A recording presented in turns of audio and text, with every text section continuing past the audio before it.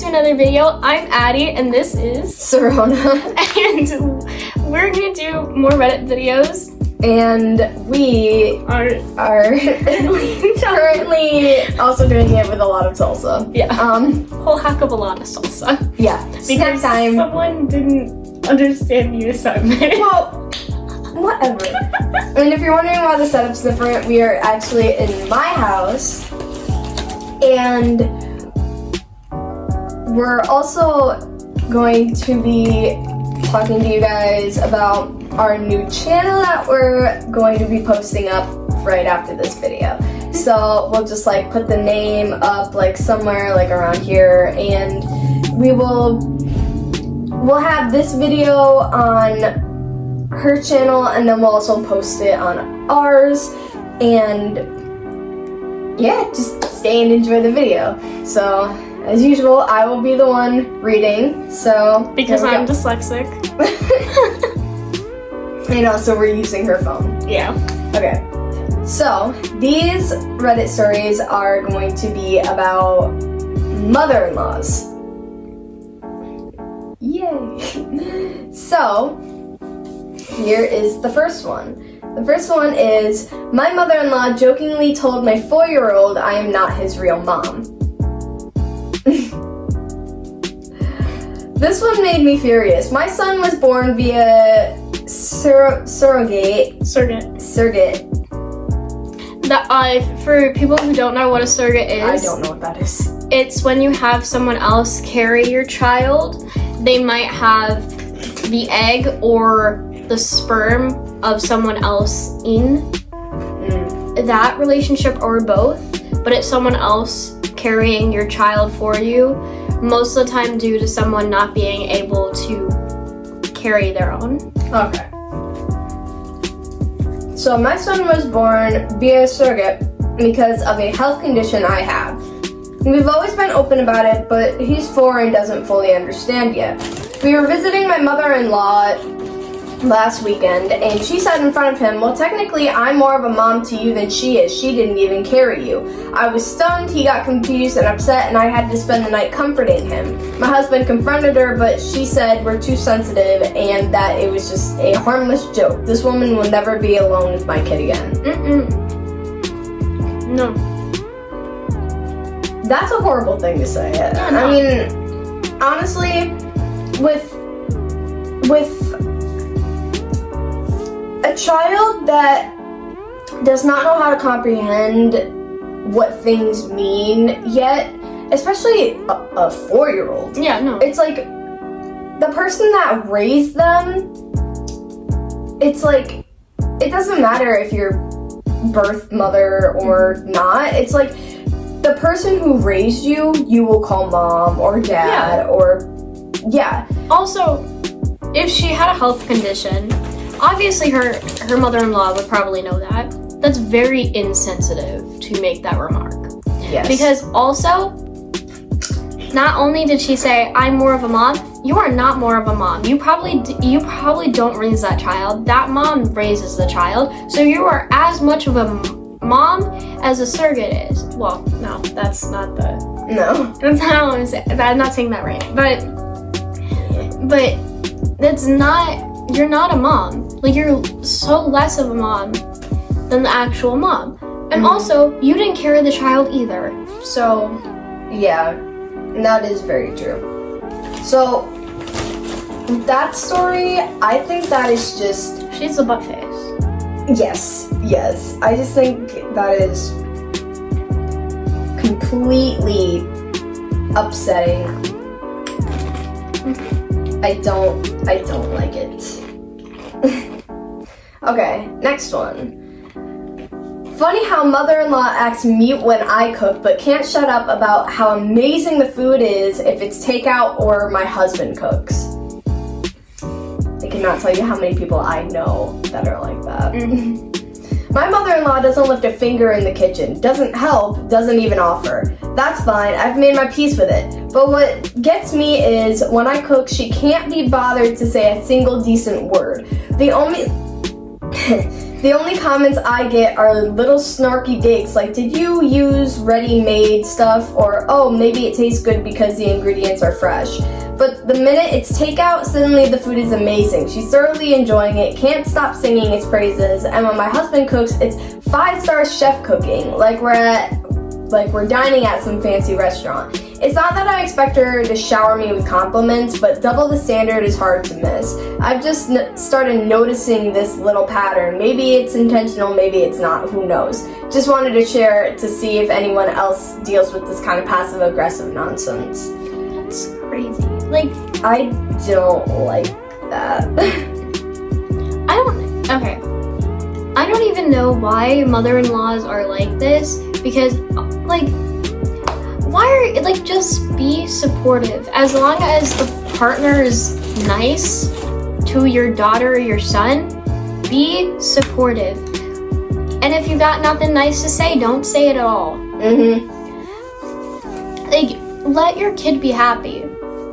Like, you've obviously have a husband if you're having, well, not, that doesn't mean you have to have kids if you have a husband, but it's clear that you have at least a significant other.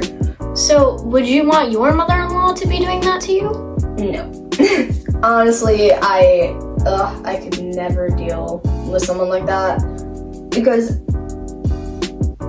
like, in my opinion, that's just, like, very, very two-faced. Mm-hmm. It's like showing your daughter-in-law that you don't like it when she cooks, but then the moment your son does it, or like they get takeout, it's like, it's just so frustrating, and it honestly just makes me so mad. Yeah, because, like, why would you say that? Why would you, like... There's no reason for it. Honestly, there's no reason to sing takeout praises at all. It'd just be like, if you're sitting around a table having a good time eating as a family, the only thing you pretty much need to say is, the food's good. Mm-hmm. You know, I like it. And thank you. Yeah, and thank you. And even if you don't like it, you don't just outright say, oh, this is gross, I'm not having any more of it. I mean, if you have respect for someone, and you honestly do, you're gonna do anything. And saying that's about someone's food is so stupid. One of the last times I was at my boyfriend's house, we had chicken with his family, and I accidentally ate the bone, and instead of spitting it out because I didn't want to be rude, I swallowed it. But just be nice like that. But that's a little bit different. I would not recommend you swallow a bone, at all. I would not recommend that. Unless you're me. Yeah. We took a nap for 2 hours after. It was nice, but my tummy did hurt. I want to know more. I wonder why my tummy hurt after I swallowed a bone. Okay, next one. Mother-in-law sends fiancé messages to leave me. You'll never believe what happens next. Well, let's see. As the title says, caught her sending him messages saying it's not too late to leave me for religious reasons. I obviously get upset and ask him to talk to her.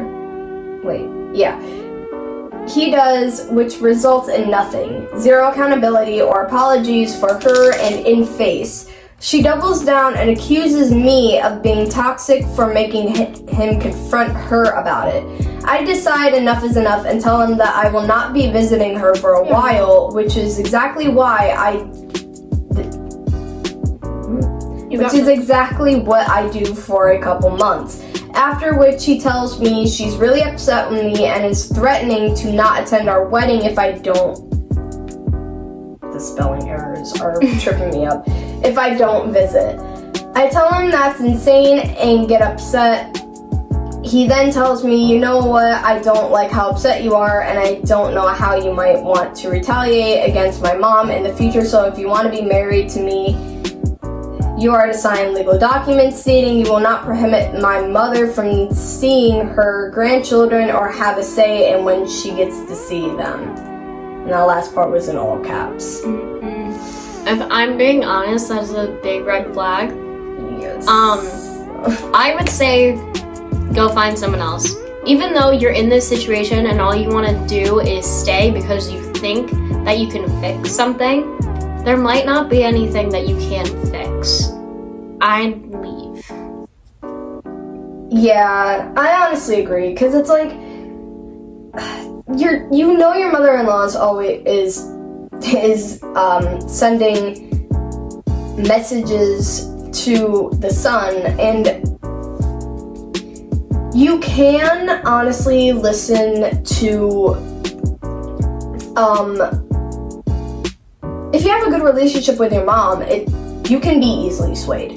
But at the same time, I would like to see a 2-point perspective. I would like to see the mother-in-law's point of view, because the only reason that was said was for religious beliefs. So I'm not sure what the whole background story is, and that's why I can't make a full opinion on it. But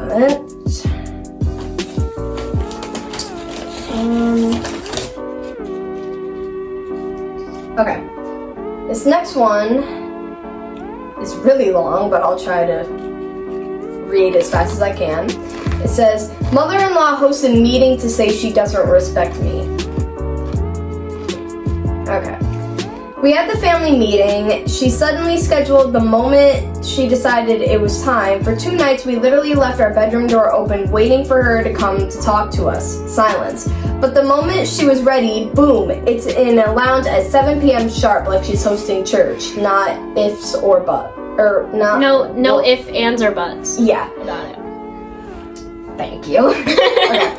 She sat down and flat out told me, I don't respect you. Why? Because I'm not married to her son. According to her Mormon beliefs, that somehow makes me irrelevant, which is wild considering I do the cooking, cleaning, laundry, shopping, emotional support, all the wifey things.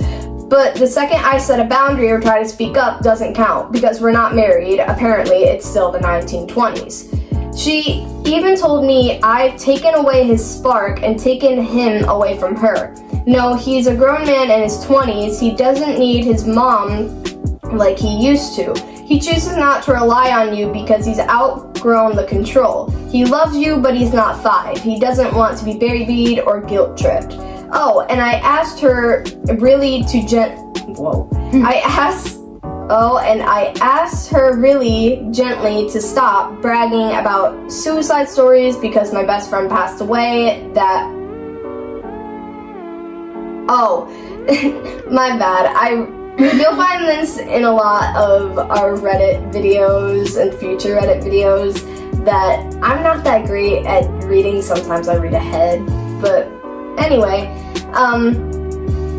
I asked her really gently to stop bragging about suicide stories because my best friend passed away that way and it hurts. Her response, you need to stop keeping her story a secret. It's unhealthy. Pardon, I'm not hiding her memory. I'm trying not to relive my trauma every time you want attention. Plus, I don't really trust her to not somehow flip it on me. She also misses the cuddles with her son again. He is in his 20s.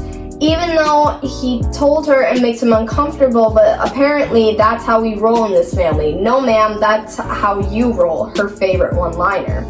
This all started because I messaged her privately to ask if we could talk like adults, all 3 of us, about boundaries.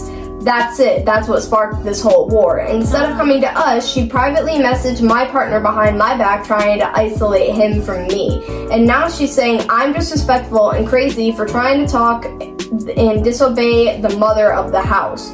She walks into our room when we're not there, stands over us when we're sleeping. Okay. what are you, a ghost? Like, are That's you haunting weird. us? Snoops are our stuff, but when I speak up, I'm the problem and I'm disrespectful. I got 2 houses lined up and I'm just waiting. I've been keeping the peace so we can leave quietly, but when we're out, we're gone for good. Disclaimer, my partner does not support me, but he's emotionally torn and fair enough. Imagine your mom hating the woman you love, but he knows what's right. I've never taken him from her. He just doesn't want to be controlled anymore, and he's not the one who's changed. He's just finally seeing her clearly. Everything to do with their relationship has been on his own accord. I've done nothing but support their relationship. Anyway, this is where I'm at. I've done everything I can with respect. I've been calm, I've kept my voice soft, and I've taken every high road I could find. But I'm done twisting myself into knots just to be tolerated in a house where love is conditional. I mean, that it's really strange because it seems like the mom more wants her. I'm not gonna even go there. But it's a weird relationship between the mom and son. Yeah, that's like when you have an overbearing mother-son dynamic. It's like they can't stand to see their baby boy let go. It's a unhealthy dynamic, and it is also very, very, very weird in a sense. Toxic. Very, very toxic. And it's like, they said that he was the dude, he was in his like mid-20s, I think. And he like,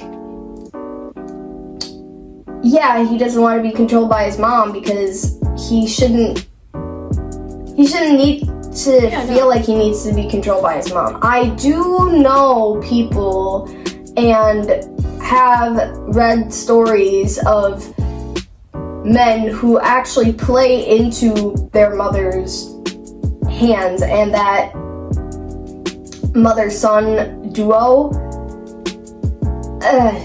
that can be very, very Gross. Yes, very gross. And disturbing. It's very, very It's just like icky. It like, yeah. like there's a difference between being like best friends with your mom. That's okay. Actually, that should happen. You should be friends with your parents. Like, I'm not saying that your parents shouldn't be parents, but you should be able to come to them with stuff that could be an unusual topic or can be an uncomfortable topic. Like, when you start going through puberty and changes happen in your body, and like, let's say you weren't like informed about that, it's really confusing for some kids, and they're like, oh, mom, dad, what's going on? Think of Carrie. When in the movie Carrie, she gets her period. Oh, you're talking about the Stephen King one. I love that movie. I love Stephen King. I'm a very big fan of Stephen King. She gets her period. Very beginning of the movie, she gets her period and she ends up getting hazed and bullied by all the other girls in the locker. Because her mom never taught her or told her what that was. Yeah, and she thought that something was wrong with her. It's a very upsetting scene. But good movie though. I liked it. Me too.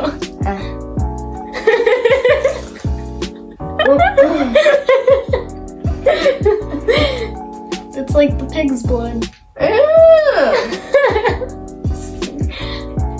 Yeah, like you should be able to go to your parents for stuff.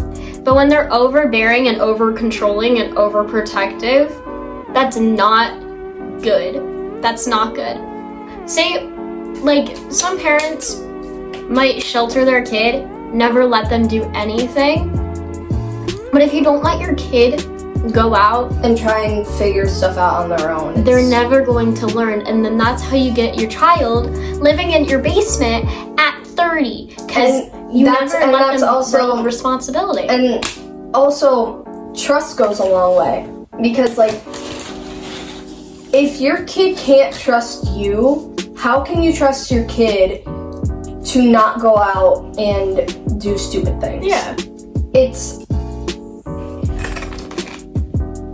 every sort of relationship that you have, friends, parents, any sort of family member, or even being with a partner, it's always going to be a 50-50. Yay! Delivery. Okay. That was my mom. She was just delivering us some more scoops because we are almost out. And we still have a lot of salsa to go through. Anyways, I know I did say this was just gonna be another like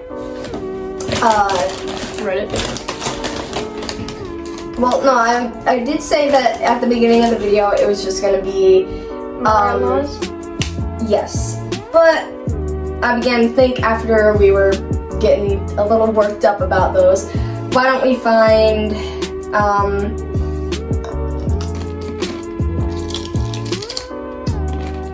a funny thing. This one, I know YouTube does not like to use bad words, but just for this case, since it's a very short story, I will be using it.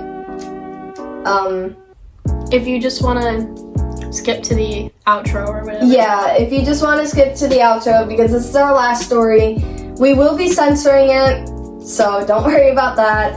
But if you're uncomfortable with like swear words or this sort of topic or anything, just feel free to like skip. Pass. That's completely fine. And here we go. It's called The Phantom Shit My Coworker and I Had to Clean Up After. Oh my. Have you read this? No, but this reminds me of something at work. What? You remember how I was telling you the Latoya girl who like threatened Javi? Oh, yes.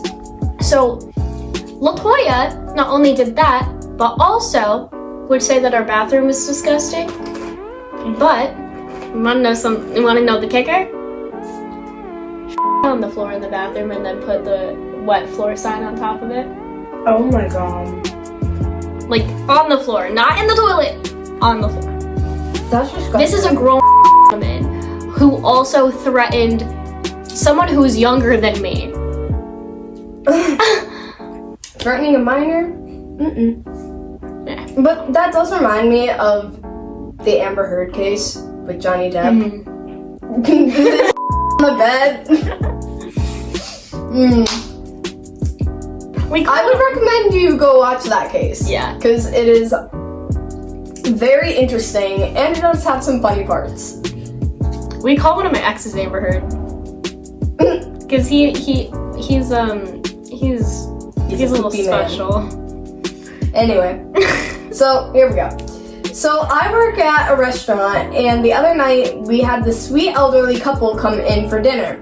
They finished their meal, and the gentleman excused himself to the restroom. No big deal, right? Well, he was in there for like an hour until his wife finally went in to retrieve him.